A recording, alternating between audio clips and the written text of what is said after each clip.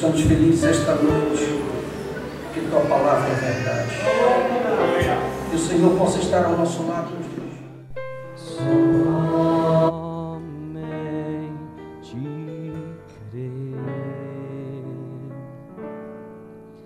Somente crer, tudo é possível. Somente crer, somente crer. Somente crer, tudo é possível.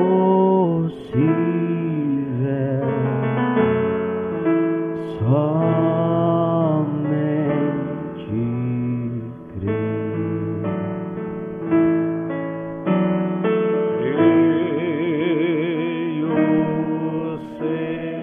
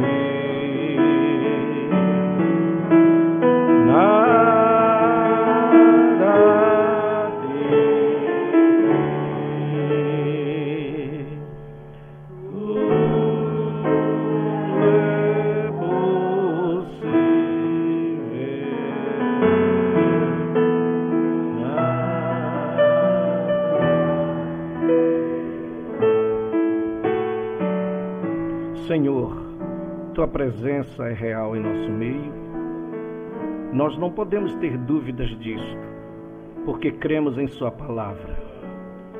O Senhor prometeu que onde estiverem 2 ou 3 reunidos em Seu nome, o Senhor disse: eu estarei no meio deles. Nunca vimos o Senhor falhar nenhuma vez em Suas promessas. O Senhor não é Deus de falhar. Por isso, nossa fé diz, crê e vê Sua presença em nosso meio. Já vimos isto nos louvores, na adoração, porque Deus habita no meio dos louvores. E é onde há uma adoração genuína, perfeita, porque Jesus disse para aquela mulher que o Pai procura os verdadeiros adoradores. E Ele mesmo disse quem são esses: são aqueles que o adoram em espírito e em verdade. Então há uma adoração genuína que pode ser feita e nela o Senhor se agrada. Por isso estamos aqui nesta noite, deste dia tão especial, um domingo de Páscoa, para aqui celebrarmos também a Santa Ceia do Senhor. Por isso, meu Deus, nosso coração se alegra, porque naquele dia, no caminho de Emaús, eles não puderam reconhecê-lo a princípio, mas quando o Senhor partiu o pão, os seus olhos foram abertos. E se hoje o Senhor partir o pão para nós, nossos olhos também cada vez mais serão abertos. Obrigado, Senhor, que o Senhor possa tomar a direção, que nós não somos nada, precisamos de Ti. Que o homem saia da frente, desocupe o caminho e deixe Deus agir, operar, falar e fazer conforme a Sua vontade. Senhor, me coloca em Tuas mãos, sabendo que a minha capacidade, minha condição não é nada, mas a nossa capacidade, ela vem de Deus. Então tome a frente e eu já lhe agradeço em nome de Jesus. Amém. Deus abençoe cada visitante, cada irmão, cada irmã. Vamos rapidamente ler um texto no livro de Jó, capítulo 19, versículo 15 em diante. a Bíblia diz: os meus domésticos e as minhas servas me reputaram como um estranho, vim a ser um estrangeiro aos seus olhos. Jó 19, versículo 15. 16. Chamei a meu criado e ele me não respondeu. Cheguei a suplicar com a minha boca. O meu bafo se fez estranho à minha mulher e a minha súplica aos filhos do meu corpo.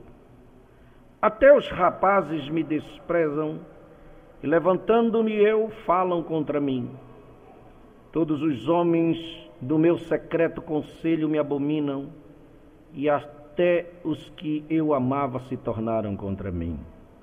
Os meus ossos se apegaram à minha pele e à minha carne, e escapei só com a pele dos meus dentes.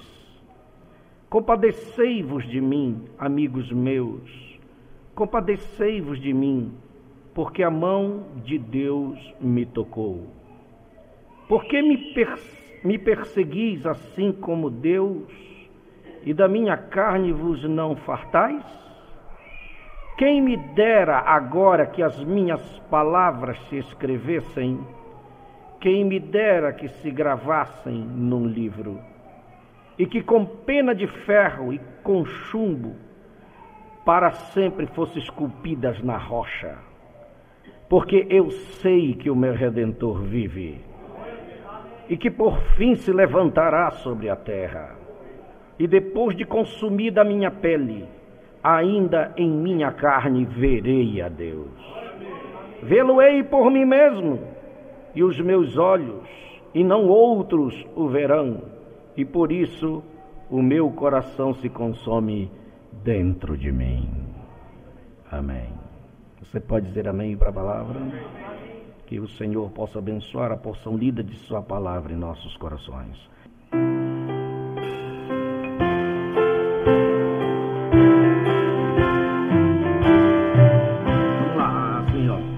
Cristo já ressuscitou, aleluia, sobre a morte triunfou, aleluia, tudo consumado está, aleluia, salvação e graça dá, aleluia. Uma vez na cruz sofreu, aleluia. Uma vez por nós morreu, aleluia. Mas agora vivo está, aleluia, e para sempre reinará, aleluia. Gratos hinos entoai, aleluia, a Jesus o grande Rei, aleluia. Pois a morte quis baixar, aleluia, pecadores pra salvar, aleluia. Vamos de novo no início.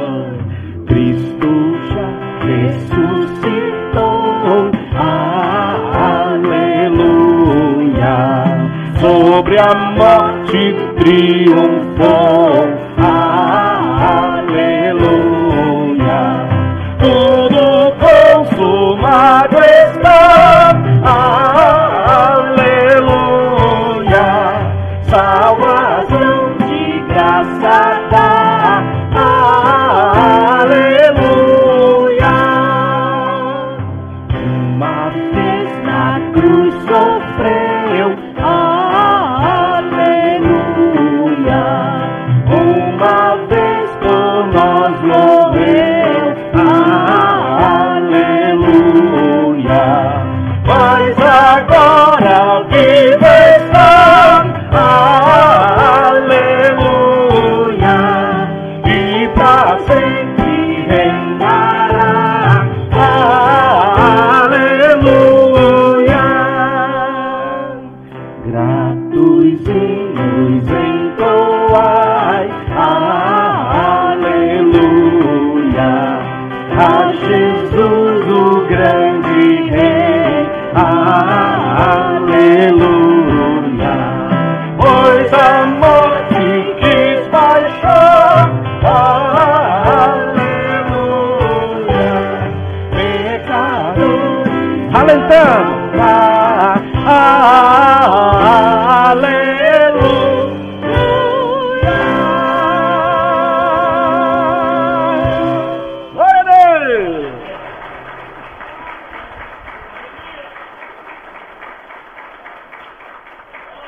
maravilha, né? Que coisa, né? Maravilhoso. Deus abençoe a todos. Deus abençoe o irmão José, que está aqui na frente. Que bênção, né? E graças a Deus, porque o nascimento de Jesus, ele foi anunciado por anjos. Sua ressurreição também foi anunciada por anjos. Houve um terremoto quando Jesus morre. Mas quando ele ressuscita, houve outro terremoto também. Amém? E como de manhã nós estávamos falando, nada poderia impedir que o nosso Deus ressuscitasse. Nem os soldados como foram colocados ali, nem o selo romano que era colocado numa corda que eles colocavam em volta da pedra e colocavam um selo do governador ali e colocava também um selo do sinédrio. Então tinha 2 selos na porta do sepulcro. E mais os soldados guardando, porque Pilatos e porque os sacerdotes do seu tempo pensaram que através daquilo poderiam guardá-lo ali. Mas nada pode impedir Deus quando Ele quer agir. Quando o terremoto veio, o anjo desceu. O resplendor foi tão grande que os guardas saíram e caíram por terra. A Bíblia diz que eles ficaram como mortos e a pedra foi rolada. Mas eu quero dizer para você que Jesus não precisava de uma pedra rolada para ele sair da sepultura. Não foi o anjo que rolou a pedra para ele poder sair. Ele já tinha saído. Porque não precisava agora de pedra. Ele não tinha mais um corpo como o nosso. Ele podia entrar em qualquer lugar sem que precisasse abrir a porta. Porque agora tinha ressuscitado num corpo glorioso. Mas por que o anjo rola a pedra e senta nela? Para mostrar para as pessoas que iam chegando que a sepultura estava vazia, como um testemunho de que ele não está mais lá, que ele está vivo pelos séculos dos séculos. Amém. Louvado seja Deus. E isso alegra o nosso coração, por saber que ele está vivo, por saber que nada podia impedi-lo. Amém? Mas esta mensagem, eu quero intitular ela Eu Sei. Eu sei. E quando se fala de eu sei, eu quero me basear na vida de Jó. Jó era um ancião que tinha mais ou menos 90 anos. E você pode ver que ele era um homem, praticamente um homem já idoso, já tinha toda essa idade. E ele havia sido tocado pela mão de Deus. Agora, nós sabemos que Deus não lhe havia tocado com sua mão, mas Deus havia permitido que Satanás o tocasse. Deus simplesmente, ele tem agentes para fazer as coisas. Deus querendo que o mal seja feito, o que é que ele faz? Porque Deus não causa mal para ninguém, mas aí, então ele solta Satanás e deixa ele fazer, com a sua permissão. E quando nós falamos isso traz para nós uma segurança, que o diabo não pode fazer o que ele quer. Ele não está livre para fazer o que ele deseja. Eu estou falando a respeito de filhos de Deus. O diabo só pode fazer aquilo que Deus permite que ele faça. E ele só vai fazer até o momento e até o ponto onde Deus diz, até aqui, daqui para frente não. Não foi assim na vida de Jó? O diabo queria tirar a vida de Jó. Tirou seus bens, seus servos, seus filhos. Mas quando chegou tirou sua saúde, mas Deus disse para ele, só que na vida dele tu não tocas. Por mais que ele quisesse, mas ele não podia passar daquele ponto, porque existe um soberano e todo-poderoso que ele é respeitado por todos, e até o diabo tem que respeitar a ele também. Amém? Então, quando Deus quer que o mal seja feito, ele se utiliza de Satanás. E se ele deseja que o bem seja feito, ele tem os seus servos e ele solta os seus servos para fazer o bem. O diabo para fazer o mal, mas os filhos de Deus para fazer o bem. Então Deus tem seus agentes, glória a Deus. Louvado seja o nome do Senhor. Mas o mais importante é nós sabermos de uma coisa. Jó, sem saber que todas estas coisas estavam acontecendo com ele, porque ele era um homem fiel, temente a Deus, se desviava do mal, tanto é que Satanás, como um acusador dos irmãos, não pôde fazer nenhuma acusação contra Jó. Se Jó tivesse feito alguma coisa de errado, ele tinha o que dizer. Mas quando Deus disse, observar-te o meu servo Jó, como ele é íntegro, temente a mim, se desvia do mal, e o diabo, a única coisa que ele pôde fazer, talvez se ele tiver ombro, eu não sei, ele disse, também, tu deste para ele tudo, é só o que ele pôde dizer. Mas Jó não sabia que aquilo era um debate entre Deus e Satanás. Ele não sabia o que estava ocorrendo no mundo espiritual. Mas eu quero dizer uma coisa. Isso levou aquele patriarca a uma angústia profunda. Mas mesmo assim, de algum modo, quando ele ficou sem nada, ele continuou mantendo a sua posição em Deus. Amém? E é disso que eu quero falar esta noite, porque você vai entender alguma coisa, que o triunfo de Jó, a vitória de Jó, foi que nada pôde tirá-lo da sua certeza, da sua confiança. Ele manteve a sua fé. Ele disse, eu sei que o meu Redentor vive. Por que eu estou dizendo isto? Porque eu quero que você saiba que todos nós passamos por as nossas situações. E eu creio que hoje estamos todos reunidos aqui para algo com aquele mesmo propósito. Estamos todos, se você perceber, em um monte de cinzas. Nós temos problemas. Quem não tem os seus problemas? Todos nós temos problemas. Nós temos as nossas altas e as nossas baixas. Nós temos os nossos momentos ruins, nossas enfermidades, nossas dores de cabeça, nossas decepções. Quem não as tem? Nossa vida é essa. Nós não estamos livres de ter problemas. Quando dizem que nós viemos a Cristo, eu vou lhe provar que a Bíblia diz uma coisa que você vai perceber. Então chegamos assim, nesta noite de Páscoa, para encontrar as palavras de conforto do nosso Deus. Como Jó estava tentando encontrar as palavras de conforto nos seus amigos. Mas nenhum deles podia dar para Jó o consolo que ele precisava. Agora veja, e às vezes nós temos mais problemas quando nós nos tornamos cristãos. Você já prestou atenção nisso? Olhe para mim e veja, depois que eu vim para a palavra, depois que eu alinhei minha vida, os problemas começaram com mais intensidade. Não é sempre assim? E você fica surpreso, mas agora que eu fiz uma promessa, agora que eu fiz um voto com Deus, agora que eu entreguei minha vida, agora que eu vim para a palavra, para servir a Deus de coração, a coisa ficou preta. A coisa ficou difícil. Nós temos mais problemas agora quando nos tornamos cristãos, quando nós éramos pecadores antes. Pode ver. Agora, se você olhar para o Salmo 34, versículo 19... O que diz o Salmo 34, 19? Diz assim, muitas são as aflições do justo. Deus não nos enganou. Ele não disse assim, olha, venha para mim, que você não vai ter problema. Se alguém está pregando isso por aí, está errado. Porque não, você diz assim, venha e você não vai sofrer mais. Não existe isso. Porque a Bíblia não diz isso. Deus não nos deixa enganado. No Salmo 34 ele diz, muitas são as aflições do justo. Mas tem um detalhe, mas o Senhor os livra de todas.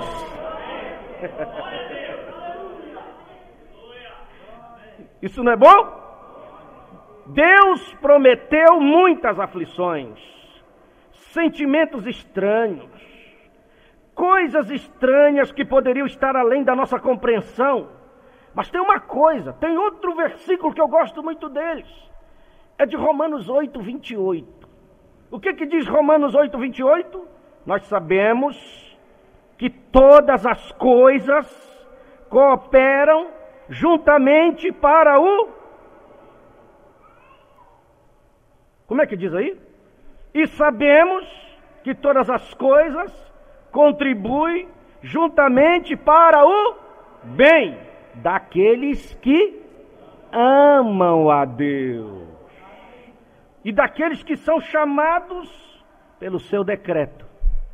Então não é para todas as coisas, não é para todo mundo que as coisas vão contribuir para o bem.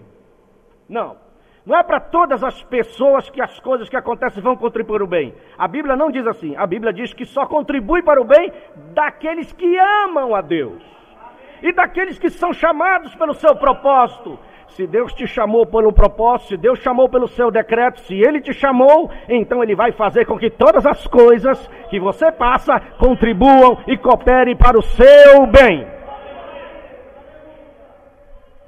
Você crê nisto?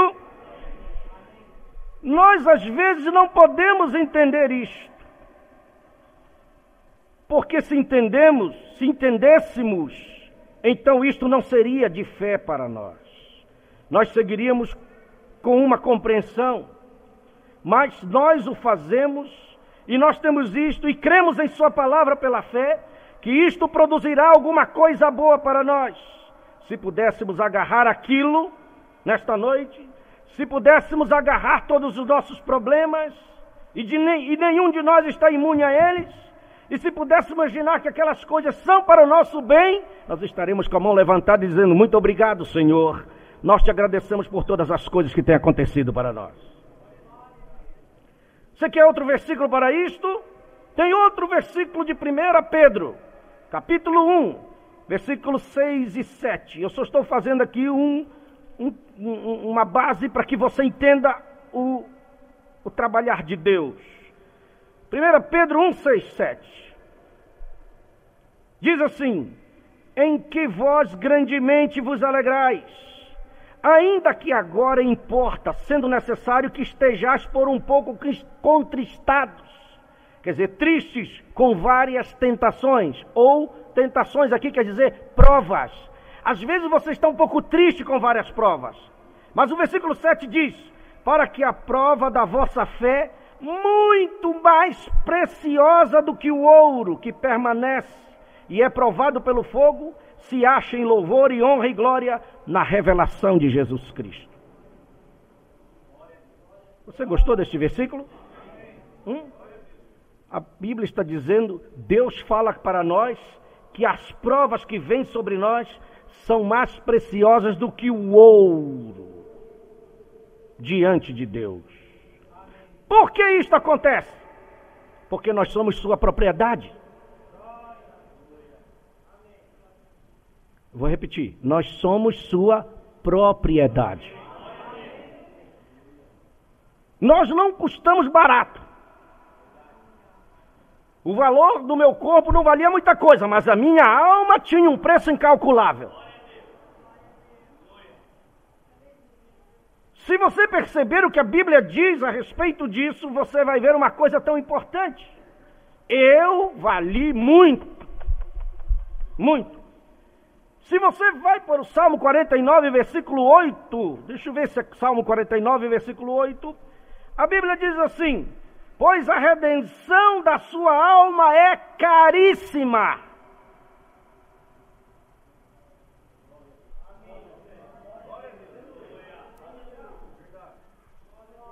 Se a gente não gostar disso, quem vai gostar? Diz assim: a redenção da sua alma é caríssima. Isso é coisa profunda e maravilhosa para nós, meus irmãos. Nós sabemos e temos certeza destas coisas. E você vai perceber que Paulo diz que nós devemos glorificar a Deus no nosso corpo, porque nós valemos muito. E Pedro diz assim: não foi com coisas corruptíveis como prata ou ouro que vocês foram resgatados da vossa vã maneira de viver, mas vocês foram comprados pelo precioso sangue de Jesus Cristo, como um cordeiro imaculado e incontaminado.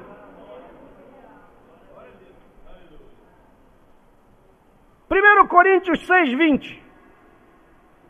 O que é que Paulo diz aí? Nós fomos comprados por bom. Deixa eu ver como é que diz aqui. Ó. Porque fostes comprados por bom preço. Glorificai, pois, a Deus no vosso corpo e no vosso espírito, os quais pertencem a... Espera aí, não está dizendo que pertence a Satanás, não está dizendo que pertence ao mundo. O seu corpo, o seu espírito pertence a Deus.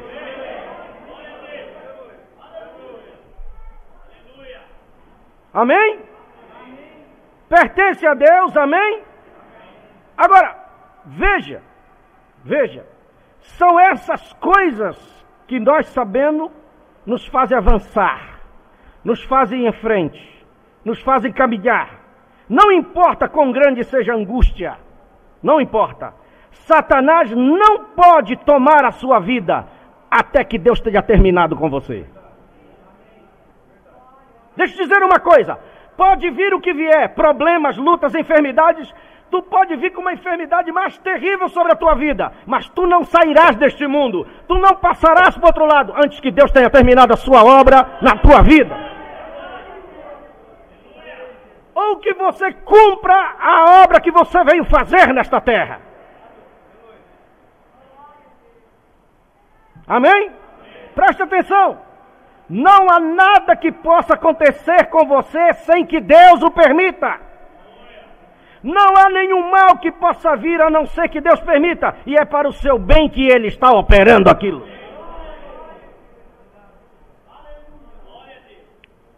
Vou mostrar na Escritura. Quando o dilúvio chegou para destruir o mundo, ele não pôde destruir Noé. Noé não poderia ser destruído, porque Deus tinha uma obra para ele fazer. Podia cair a tempestade que caísse, podia ver como veio, podia ver da maneira que viesse, mas Noé estava firme. Por quê? Porque Deus tinha um propósito com ele não podia morrer. Amém? Deus não podia acabar com Sadraque, Mesaque e Abidênego dentro daquela fornalha.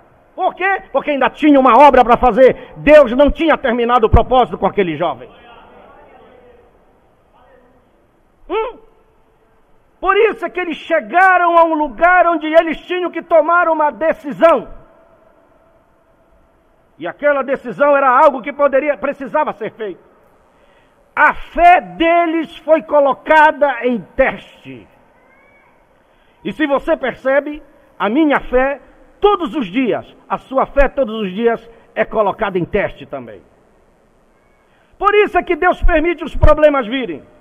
Por isso que Deus permite as enfermidades virem. Por isso que Deus permite os distúrbios virem dentro de casa, no lar, no trabalho, os amigos virem, as pessoas cercarem a sua volta. Ele permite acontecer. Por quê? Porque sempre existe um teste a ser feito.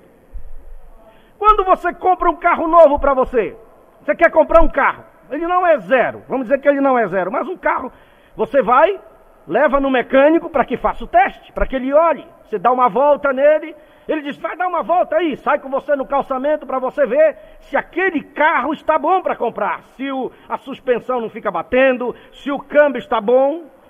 Você olha e o mecânico vai dar uma olhada no motor e você diz, olha, faz o teste aí, ele faz o teste, pode comprar, está aprovado. Não é assim? Porque você não vai jogar dinheiro fora. Ainda mais, quanto mais custa o carro, você vai investir maior, você não quer comprar uma coisa para ter dor de cabeça. Deus também não quer adquirir uma propriedade para ter dor de cabeça com ela.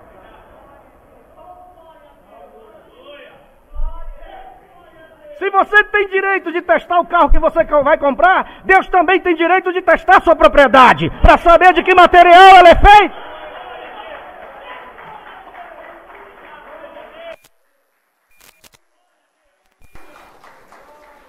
Deus queria saber de que era feito Sadraque, Mesaque e Abidênego, porque eles tinham feito um propósito: nós não adoraremos outro Deus, o nosso Deus é o único Deus, e Deus espera que eles saiam, espera que eles saiam da Babilônia e vão lá para aquela terra, que eles saiam de Israel e vão para a Babilônia, debaixo do jugo de um rei pagão. E Deus diz: agora eu vou provar a fé desses meus filhos para saber de que materiais são feitos. Foi por isso que Deus permitiu aquela prova, uma prova espiritual para teste de sua fé. E Deus não veio ao encontro deles, Deus não veio logo para defendê-los, porque Deus esperava que eles fossem até o final, porque podia ser que até o momento que eles fossem jogados, eles desistissem. Deus permitiu que eles fossem jogados dentro da fornalha, mas tem uma coisa: Ele caiu com eles lá dentro da fornalha, porque eles provaram que eram fiéis a Ele.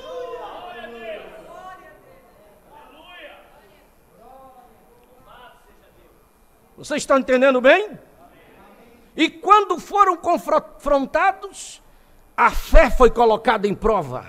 E eles passaram por momentos cruciais.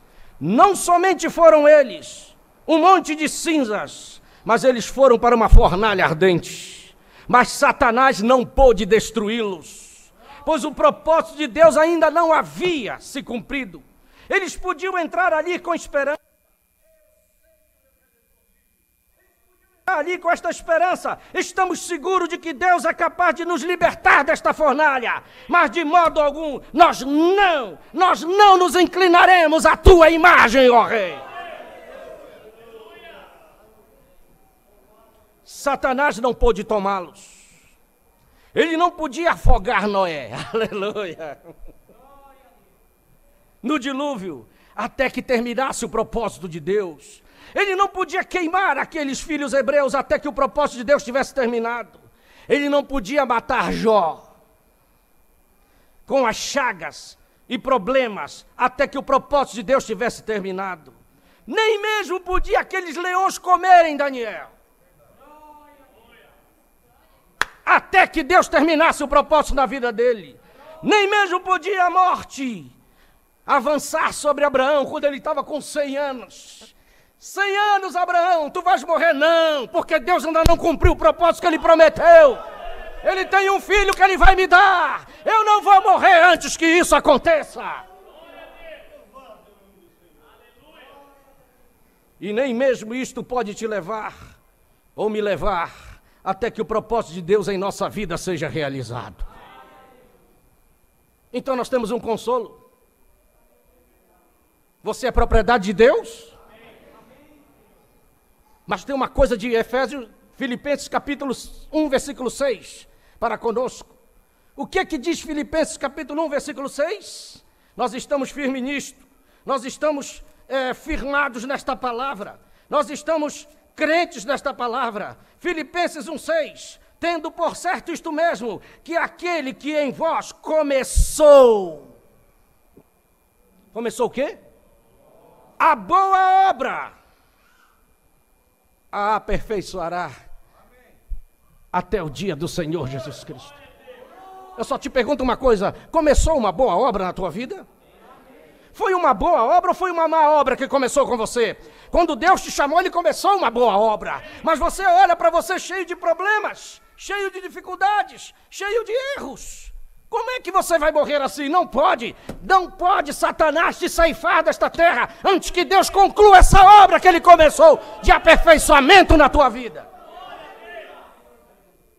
Se você é um eleito chamado por Deus, tem esse detalhe. Não é para qualquer um estas coisas. É para aqueles que são chamados segundo o seu decreto. Ele começa uma obra e ele vai até o final, porque Deus não é Deus de deixar sua obra pela metade. Você já viu Deus começar alguma coisa e não terminar? Não existe isso. Ele começa e ele termina. Por que Deus permite os problemas? Por quê? Por que Ele permite os problemas virem sobre nós? Bom, Ele permite os problemas apareçam. Mas sabe o que é que Deus faz? Ele coloca um arreio, é arreio que chama? No problema. Coloca um freio na boca daquele problema e faz com que aquele problema o obedeça. E aqueles problemas nos trazem a um companheirismo mais íntimo com Deus. Você está entendendo como é que é?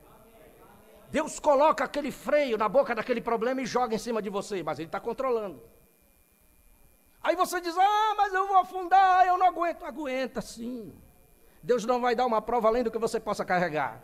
E você pode gritar dizendo que não aguenta, Deus, você sabe melhor do que Deus, você não sabe, Ele sabe melhor.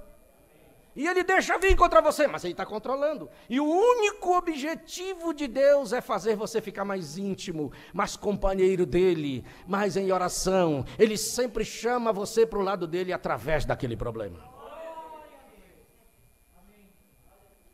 Preste atenção numa coisa. Deus tem sempre um propósito no que Ele faz. Não existia nenhum arco-íris antes do dilúvio chegar. Prestou atenção?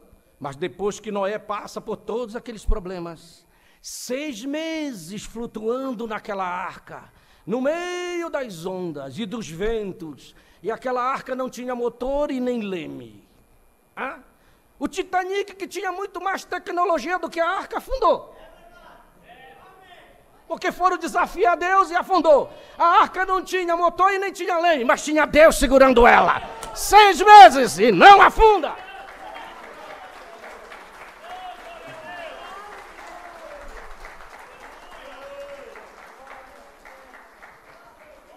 E quantas chuvas não veio, quantas tempestades não vieram, sendo arremessada para cima e para baixo naquela água. Mas foi depois que aquele problema acabou, que o dilúvio acabou, que as águas baixaram, que a arca pousou num lugar seguro, que Noé desceu da arca, é que Deus veio e fez um pacto e mostrou o arco-íris para ele. Você já viu que sempre vai ser assim? Você passa no problema, parece que vai afundar, mas não afunda. E depois que você passa lá adiante, você senta, aí você vai ver que Deus vem com você e mostra algo para você. Algo vai acontecer, Ele vai sempre provar que Ele é Deus para algo melhor na sua vida. Amém? Aí vem aquele parágrafo que diz assim: nós pedimos, presta atenção, já foi citado aqui várias vezes, nós pedimos por conforto e paz. Senhor, me dá uma casa boa, um carro novo, eu quero construir. Senhor, eu quero agora mudar os móveis de casa. Nós pedimos isto, conforto e paz. E Deus nos dá o melhor que Ele poderia conceder. O que é o melhor? Provas e tribulações.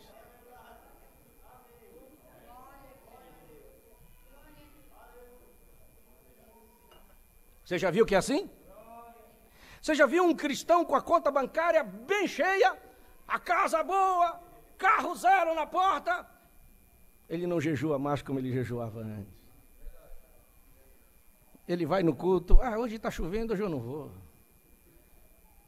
É assim? Não é assim? Está tudo bem, não tem problema nenhum. Está tudo tranquilo.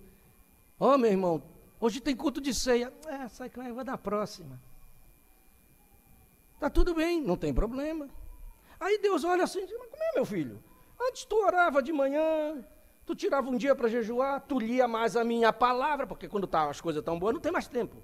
Aí a gente arruma um monte de coisa para fazer, vai na casa do fulano, arruma um passeio para ali, e não tem mais tempo de pegar a palavra e Deus ficar correndo atrás dele. Ei, meu filho, acordou aqui, bom dia.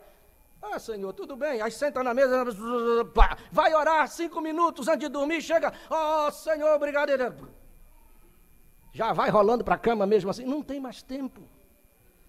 Não ora, não busca. Aí Deus assim, mas que negócio é esse? Aí ele tem uma maneira de agir, aí ele vem e aperta o parafuso. Aí a coisa fica arrepiada dentro de casa, o problema começa. Aí a gente põe a mão para cima, meu Deus, aleluia. Aí já vai ajoelhar e buscar Deus e diz: mas poxa, não precisava isso, meu filho. Não é assim mesmo? Presta atenção. Essa carne, a tendência dela é sempre para afrouxar, sempre para o mal, só para coisa boa, sombra e água fresca. Ela não quer sacrifício. Ela quer, se você pensasse bem, você nem vinha para o culto hoje, porque hoje é Páscoa, hoje teve feriado desde sexta-feira, a gente podia fazer uma viagem, né? Visitar o fulano. Não, mas você está aqui esta noite, não é porque você quer, é porque Deus te trouxe para a sua presença. É Ele que te traz para receber a sua adoração diante dEle, porque Ele se alimenta disso. Você está me entendendo bem? Agora, veja, foi dentro da fornalha, não foi fora da fornalha.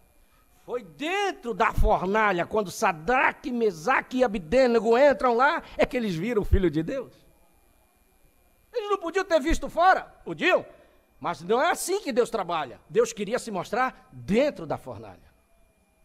Foi lá dentro, de pé, no meio deles. E eu gosto de ver, eu acredito que Deus podia fazer esse quadro, né? Deus ficar tão, como diz o pessoal, faceiro, satisfeito de ver um filho dele peitando o Nabucodonosor, o grande rei do mundo inteiro. Vocês têm que se ajoelhar, vou mandar tocar os instrumentos. Nem precisa, rei, o senhor vai perder tempo. Os músicos vão lá dedilhar, nós não vamos nos ajoelhar mesmo. Mas você sabe onde é que Deus gostou mais? Foi quando eles disseram assim: o nosso Deus é poderoso para nos livrar da fornalha e da tua mão. Ele é. Mas se Ele não quiser nos livrar, nós mesmo assim continuaremos fiéis a Ele.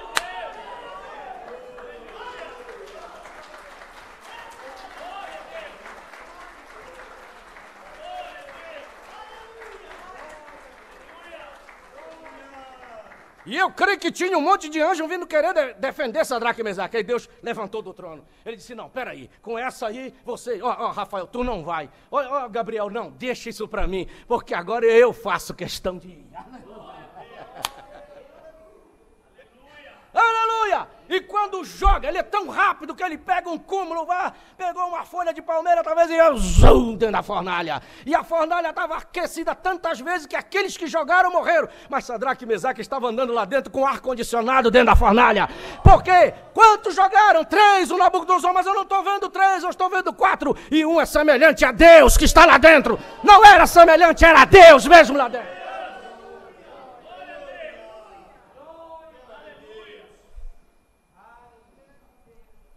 Que coisa maravilhosa isto. Você não vê que isso é tão bom? Foi a mesma coisa que Daniel. Você vê que sempre a nossa fé é testada. Por que Daniel é jogado? Por causa de oração. Que ele era um homem que orava 3 vezes ao dia.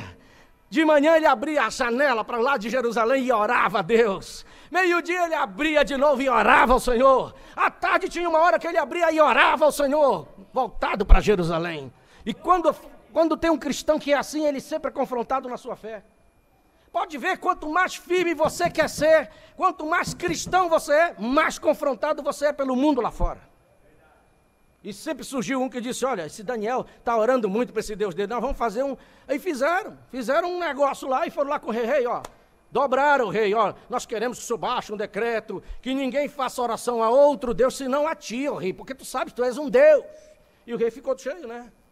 É verdade. Então baixou o decreto para alegrar aqueles que, sabe, sempre tem aqueles lá que ficam do lado do rei, você já sabe como é que chamam eles. E quando eles foram olhar na fechadura para ficar vendo Daniel, e quando Daniel, mesmo com o decreto baixado, mas não há decreto que faça cristão parar de orar. Não há decreto que faça você fechar sua boca de glorificar a Deus. Não há ninguém que venha apontar esparadrapo na boca de um filho de Deus que adora ao Senhor. Por isso que quando nós chegamos aqui, nós não viemos tratar de outro assunto, nós não queremos saber de nada. As portas são abertas, a gente entra e diz: vamos começar, nós vamos adorar ao Senhor do início ao fim desta reunião. Que coisa maravilhosa, não é? Não tem. E quando o rei soube que Daniel estava orando, ele gostava muito dele, porque ele sabia que ele tinha o Espírito de Deus dentro dele. E vocês sabem a história. Daniel: eu não posso fazer nada, porque eu não posso revogar o meu decreto. Você tem que ir para a cova. Tem problema, pode me jogar. Mas negar a minha fé eu não vou. Deixar de orar ao meu Deus também eu não vou. Agora você vê que Daniel conhecia o que criou o leão. O rei tinha medo do leão, mas Daniel conhecia o que criou o leão. E é jogado lá dentro, coloca a pedra e o rei pega o seu anel e sela. Mas não dormiu à noite porque ele gostava muito de Daniel. O que foi que fizeram? Alguém armou uma cilada contra Daniel e eu não sabia. E agora eu não posso fazer nada. Mas o rei sabia que Daniel era um homem que servia a Deus. Interessante que eles sabem que você serve um Deus poderoso. Eles conhecem quando você serve a Deus, não adianta, o rei não dorme, por que de manhã ele acorda e vai lá na cova? Ele podia não estar nem aí, não, já morreu mesmo. Aí ele vai lá na porta da cova e grita, Daniel, servo do Deus Altíssimo, será que por acaso pode ser que o teu Deus te livrou dos leões? Quando ele ouviu, ó rei, vive para sempre, o meu Deus mandou seu anjo e fechou a boca dos leões, e eles não puderam fazer nada comigo. Glória a Deus! Existe um leão mais sujo do que Satanás? A Bíblia diz que ele é como um leão em derredor, mas se você conhece o Deus Todo-Poderoso, não há este capeta, ele pode vir como ele vier, que te atinja, porque você está na mão do Senhor Deus Todo-Poderoso. Agora veja, por que eu estou dizendo isto para encerrar? Porque eu quero que você veja, Abraão viu Elohim face a face, esperando em Deus na promessa. Amém? Os 3 jovens hebreus viram Jesus ao lado dele, no meio da fornalha. Daniel viu o anjo do Senhor dentro da cova com ele. Cada um deles viu a manifestação de Deus. E Jó viu a ressurreição. Aí você diz assim, mas é melhor Abraão, é melhor os 3 hebreus, foi melhor para Daniel porque eles viram Deus. Não, foi melhor para Jó. Jó viu muito mais do que eles viram. Mas por quê? Porque toda a esperança do Velho Testamento, toda a fé que aquela noiva do Velho Testamento tinha, é para o futuro, para a vinda de Jesus em carne a este mundo, quando ele ia morrer e ressuscitar. Aquilo era o centro da esperança que eles tinham. Foi aquilo que alegrou Jó no meio da dificuldade, no meio quando ele estava sentindo as maiores dores, se raspando com aquele caco de tijolo, as suas feridas. Ele pensava que tudo estava perdido porque até a igreja ficou contra ele. Jó não tinha uma igreja para congregar, não tinha um pastor para cuidar dele, porque os relatos do livro de Jó são os mais antigos da Bíblia. Não tinha um CD ou DVD para ver, ouvir uma pregação. Não tinha ali nada desse tipo de coisa. A única coisa que ele se sustentava era na fé e na revelação que ele tinha de Deus. Mas tinha um grupo de irmãos, quando ele mais precisou daqueles irmãos, os irmãos ficaram contra ele e ainda o caluniaram. Eu creio que todo mundo suporta uma prova. Tem provas duras, dificuldades financeiras, a gente passa por cima mais fácil. Quando vem uma enfermidade é difícil, mas a gente consegue passar. Mas tem coisas difíceis de passar quando a calúnia vem, principalmente dentro da igreja. Porque de lá de fora a gente aguenta, mas de dentro do nosso próprio irmão dói mais. E você vai ver que o diabo vai trabalhar exatamente nesse ponto, porque ele sabe que a coisa é mais difícil. Ele vai torcer o olhar de um irmão para outro, o irmão olha e ele torce, e o irmão olha assim e pensa, mas ele não está me olhando bem, ele não está gostando de mim. Às vezes uma palavra que sai, ele torce para parecer que é uma ofensa, para que você fique com problema com seu irmão.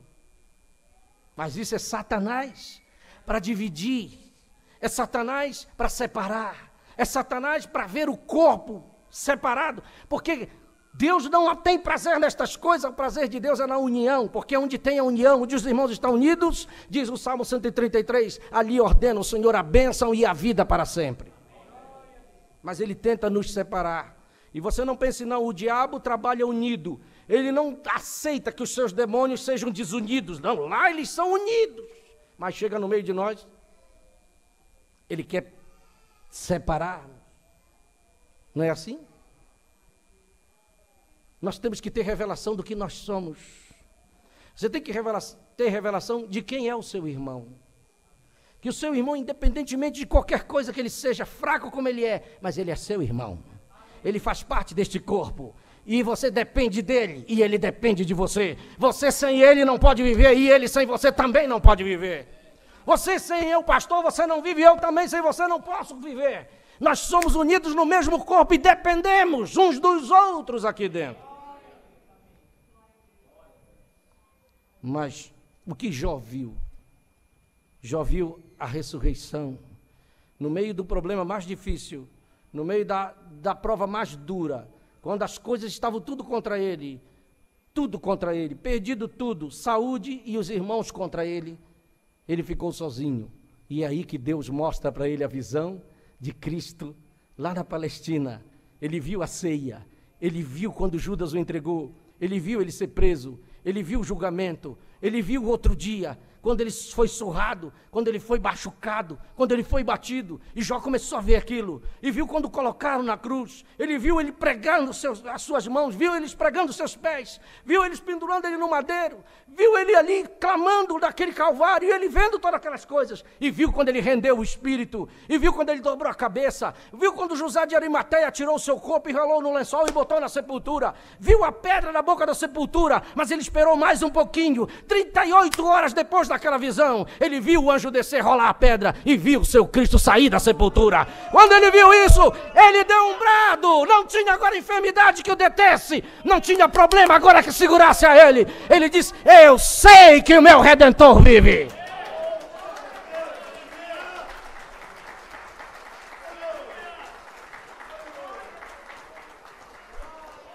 Aleluia! Bendito seja o nome do Senhor. Por que eu estou dizendo isto? É porque Deus sempre trabalha dessa maneira. Tem que haver primeiro uma crucificação antes de haver uma ressurreição. Tem que haver uma crucificação antes de haver uma ressurreição. Antes de poder, mesmo de eu poder ver um novo ministério acontecendo, antes mesmo de você poder entrar em um novo companheirismo com Deus, tem que haver uma autocrucificação, para que dali possa vir uma ressurreição. Nós temos que morrer. Se você quer um companheirismo com Deus de verdade, se você quer ser um cristão de verdade, se você quer ser um filho de Deus de verdade, escute o que eu vou lhe dizer, você tem que começar a morrer hoje mesmo. Morrer para quê? Para os seus próprios pensamentos. Morrer para as suas maneiras, morrer para tudo que está ao seu redor, passando por provas e tribulações, para que possa haver uma ressurreição de um novo homem. Senão não vai haver nada. Enquanto nós estivermos muito vivos no nosso pensamento, eu acho, Deus nunca vai trabalhar na sua vida no eu acho. Porque toda vez que você vir falar eu acho, você não tem certeza. Ah, eu acho. Tem certeza que tu vai ser salvo? Ah, eu acho. Tu já pensou um filho dizer para Deus assim: tu és um salvo? Ah, eu acho que eu sou. Tu achas? Então tu não tem certeza. Irmão, nesta noite tu vai ser curado. Eu acho que vou. Ah, eu acho. Nunca vai ser curado. Irmão, Deus vai te dar algo melhor. Eu acho que vai. Não é certeza. Jó não era cristão do eu acho. Deus teve que fazer ele passar por aquelas provas duras. De quem olha na Escritura acha que você tem muito problema, mas nunca ninguém se comparou com Jó. Tem gente que eu vejo dizer: eu não aguento mais. Tu aguenta sim. Tu nunca perdesse teus filhos, nunca perdesse tudo que tu tens, e nunca ficasse nu te coçando lá cheio de lepra. Nunca aconteceu isso com você. Ainda acha que é uma fichinha que a gente passa perto do que Jó passou. Mas Deus permitiu para ele aquilo. Para quê? Para que Jó saísse do eu acho e conseguisse dizer eu sei. Quando você diz eu sei, é porque você tem certeza. E olha que Jó tinha muito mais dificuldade do que nós. Porque hoje, meu irmão, no tempo de Jó, ele estava crendo numa coisa que viria 2000 anos depois. E para nós não tem dúvida, a história conta, nós sabemos, não tem dúvida que Cristo veio a este mundo, morreu e ressuscitou. Não há ninguém que não possa dizer que isso foi verdade. A história está dizendo para nós, mas Jó não tinha o que nós temos. Ele que tinha que crer antes era pela fé, mas hoje também tem que ser pela fé, não pode ser diferente. Só que Deus não quer que você fique no eu acho. Deus quer que você tenha certeza. Eu sei que o meu Redentor vive. Amém? Veja que as coisas são assim. Abraão, antes de ver Elohim, foi 25 anos de espera. Um teste duro. Quando Deus disse assim: vou te dar um filho. Talvez ele passou lá no hospital e disse: doutor, reserve um leito para minha esposa, porque ela vai ter um bebê. O médico disse: tudo bem. 25 anos depois, lá veio o Abraão velhinho: doutor, o senhor ainda tem aquele leito lá? O que você acha que o médico quer dizer do Abraão? Como é que um homem de 100 anos vai poder dar origem a um filho? Como é que uma vovozinha de 90 anos vai poder conceber um filho? Por isso que nós estamos pregando coisas que não são humanas, tem que ser sobrenatural.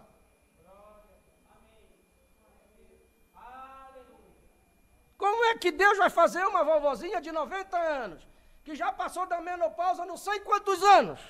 Como é que ela vai poder conceber naquele ventre? Não tem como. E como é que um homem Abraão de 100 anos pode também dar origem, procriar um filho? Aí é preciso a visita de Elohim. Aí Elohim vem num corpo de carne. Amém? Criou aquele corpo, entra, e Abraão estava lá no frescor do dia, debaixo do carvalhar de mangue, e ele vê aqueles três vindo, e ele olha, nunca tinha recebido mais visita em sua casa, separado de tudo e de todos. O Ló tinha ido para Sodoma, sua vida estava boa, estava no convívio da sociedade, e o Abraão separado. E você vê que Elohim não vai lá com Ló, mas ele vem visitar o crente Abraão, que estava crendo em sua promessa. E Elohim chega e tem aquele companheirismo com ele, e vocês sabem, Elohim comeu churrasco, comeu coalhada, comeu o bolo que a Sara fez. Aleluia, eu posso me alegrar com isto. O próprio Deus, num corpo de carne, visitando o seu filho e comendo com ele ali. Meu Deus, não tem coisa mais maravilhosa que isto. E diz assim: olha, daqui a um ano, pelo tempo da vida, eu virei e Sara abraçará um filho. A Sara até riu. Ele só não matou Sara porque ela estava escondida atrás de Abraão. Abraão era o escudo da sua esposa. Isso é o profeta da era que diz.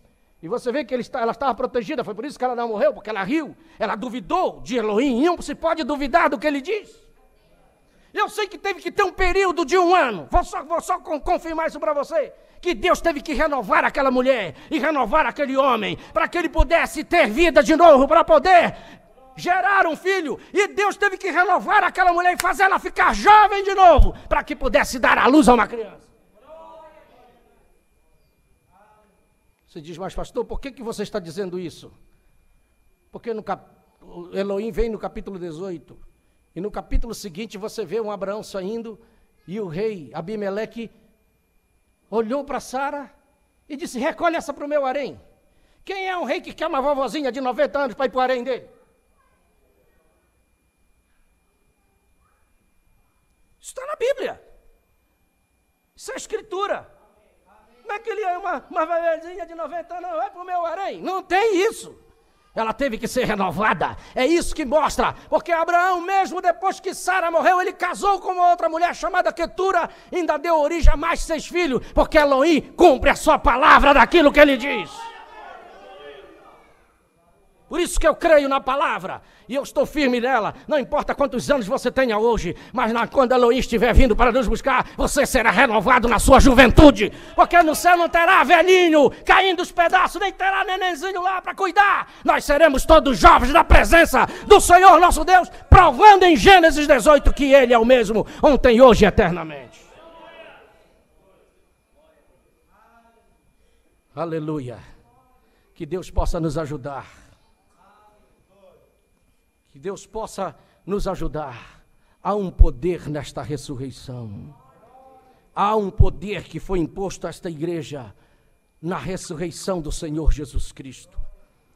Enquanto ele estava aqui na terra, naquele corpo de carne, ele apanhou no rosto, sim. Ele foi desacreditado. Ele foi tido como um filho de prostituição. Era isso que a igreja dizia de Jesus. Você sabe que religião é o maior problema no mundo. É elas que causam problema no mundo. Porque a religião do tempo de Jesus, pessoas de dentro da igreja, pastores, presidentes de igreja, como Caifás era, um homem mais proeminente de Israel, mas não cria em Jesus. Não aceitou ele como Deus. mesmo com a Bíblia na mão, não teve revelação para ver que aquele que estava andando sobre 2 pés na Palestina era o próprio Deus em carne. Mas não pôde ver isto, porque isso é uma questão de revelação. E Deus conhece o que crê e o que não crê. Deus não foi avisar Caifás de que Jesus nasceu, mas ele foi lá com Simeãozinho, que era um sacerdote simples, e diga: vá para a igreja, que o seu braço vai levantar o Filho de Deus que está chegando ao mundo. E quando os magos chegam em Jerusalém, 2 anos depois, nem Caifás e nem Anás sabia que Jesus estava na terra. Porque Jesus já tinha quase 2 anos quando os magos chegaram. A Bíblia diz isso, que os magos foram ver Jesus em casa. Lucas fala disso. Ele já era uma criancinha, já andando. E os magos: onde está nascido o rei dos judeus? Não sabemos. Mas já faz quase 2 anos que nós estamos montados nesses camelos. E vocês não sabem? Não, ninguém sabe. Mas os magos sabiam lá no Oriente. E quando eles viram a estrela, eles vieram ver o Filho de Deus. Ó, meu irmão, para nós vermos o Filho de Deus tem que ser por revelação. Senão ninguém vê. As pessoas dentro da igreja não conseguem ver, como Caifás não conseguiu ver. E foram eles que pediram a cabeça de Jesus. Foram eles que pediram a morte de Jesus. Foram eles que pediram para Jesus ser crucificado. Foi ou não foi? Foram eles que subornaram aquele guarda para contar uma mentira de que os discípulos tinham roubado o corpo dele. Foram eles. A igreja que não o reconheceu, porque a revelação verdadeira não vem para qualquer um, não vem para a religião, não vem para um seminário, não vem nunca para um teólogo, porque se existe um problema de confusão no mundo, é teologia que faz, porque um chama para cá, você vai estudar aqui. Eu saí de dentro de 2 seminários, eu sei o que eu estou dizendo. Eles vão para um assunto e tem uma corrente que diz de um jeito, tem outra que diz de outro, discorda dessa aqui, outro vem, discorda para cá, faz a maior confusão. E Deus não é Deus de confusão. Por isso que há problemas e confusões nas diversas religiões do mundo, e está o problema que está. Mas da palavra de Deus sempre vem a um profeta. E quando você recebe um profeta, na qualidade de profeta, você recebe galardão de profeta. Quem disse isso foi o Senhor Jesus Cristo.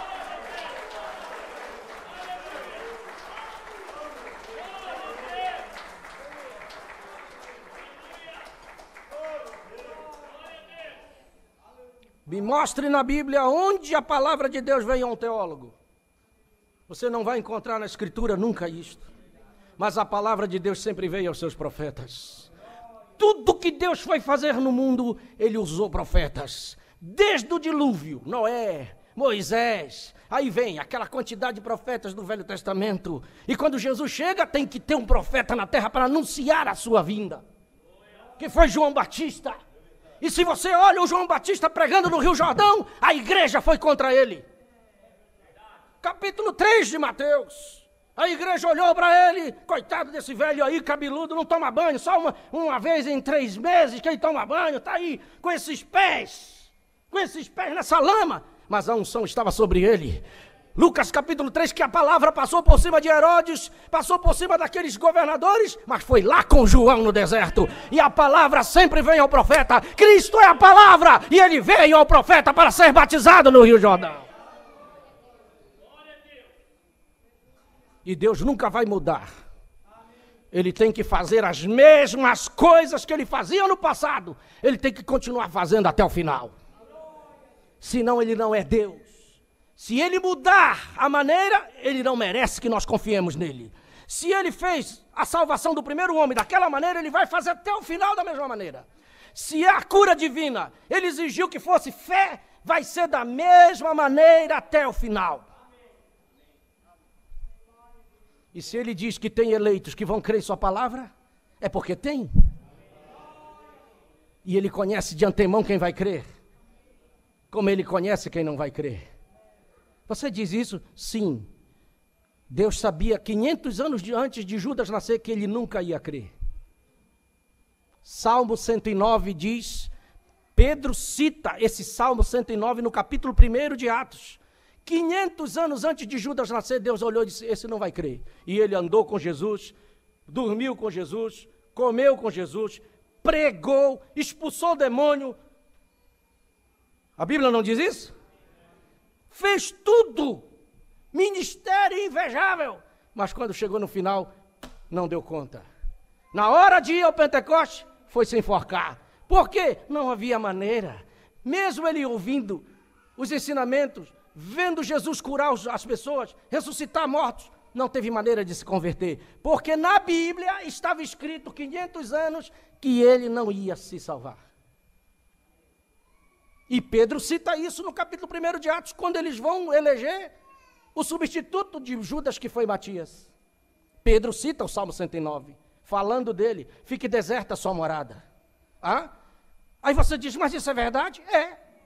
E quando você vê o Jeremias sendo chamado no capítulo 1 do seu livro, Deus diz assim: antes que tu nascesse, eu já te conhecia. Antes que tu fosse formado na madre, eu já te separei e já te santifiquei, para que tu sejas profeta para a minha nação. É porque Deus já conhece, antes do homem nascer, quem ele vai ser. Deus já sabia que nós estaríamos neste culto. Antes da fundação do mundo, Ele sabia que teria um culto em Balneário Camboriú e que você estaria aqui esta noite ouvindo a sua palavra. Ele já sabia.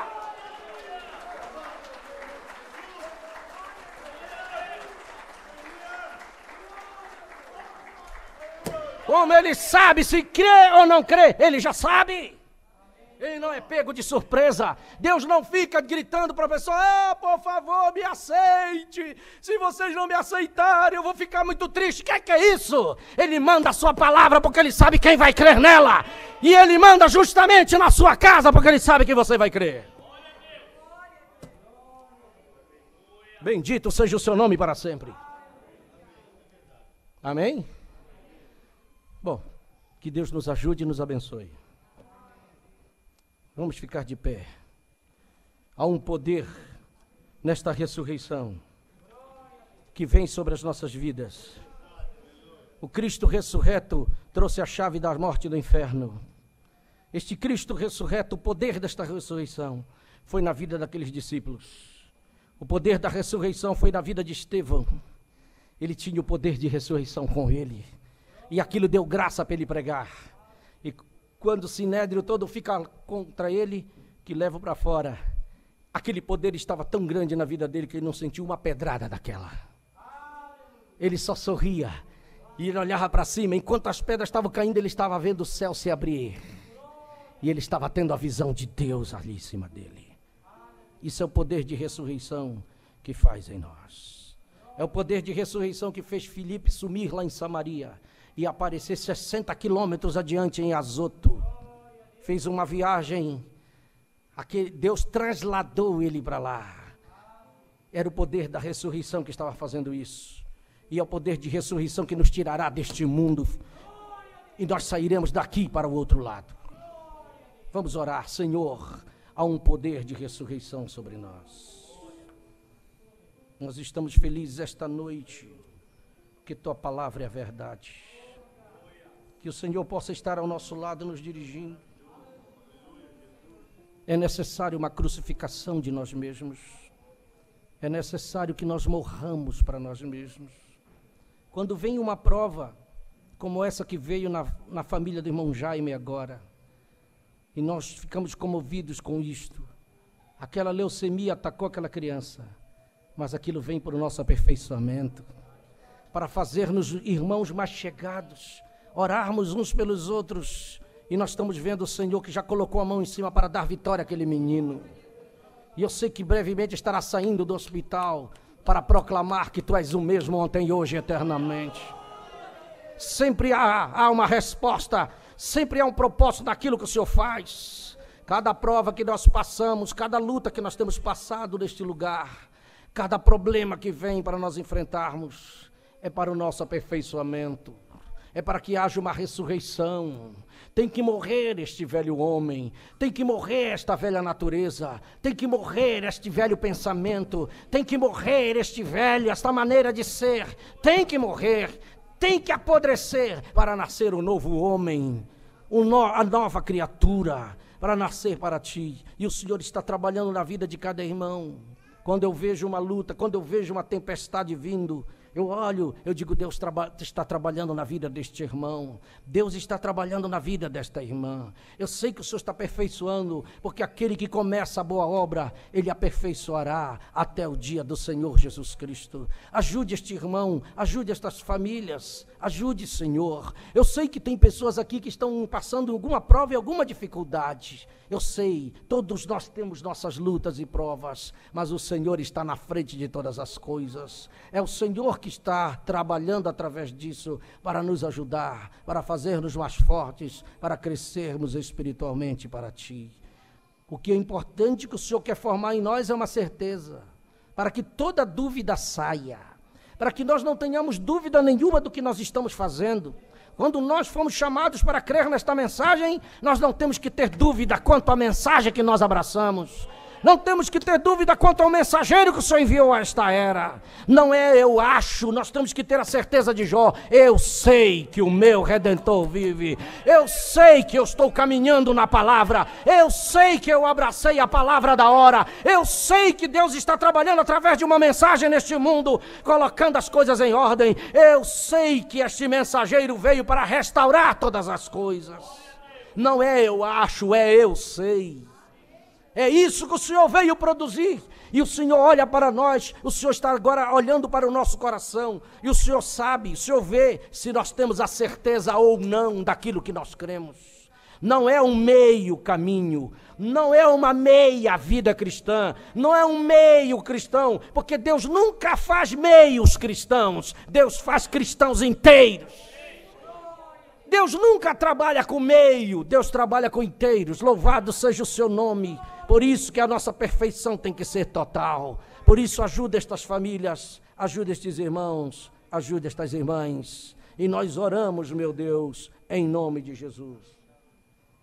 Alguém precisa de uma oração agora por você? Será que tem alguém aqui que ainda tem alguma dúvida? Você que está aqui, há um poder de ressurreição esta noite que pode te ajudar. Deus não quer que você tenha dúvidas de nada. Se você está enfermo esta noite, você não pode ter dúvida de que há um poder de ressurreição, que quando Jesus saiu, que ele saiu da sepultura, ele tinha ido ao inferno, pegou as chaves da morte e do inferno, e ele disse para aqueles discípulos, quando encontrou com eles, todo o poder, toda a autoridade me foi concedida no céu e na terra. Ele disse todo o poder e toda a autoridade. E eu digo para você, se há uma enfermidade em você esta noite e você crê que Jesus já levou esta enfermidade na cruz do Calvário, você pode sair daqui curado em nome de Jesus.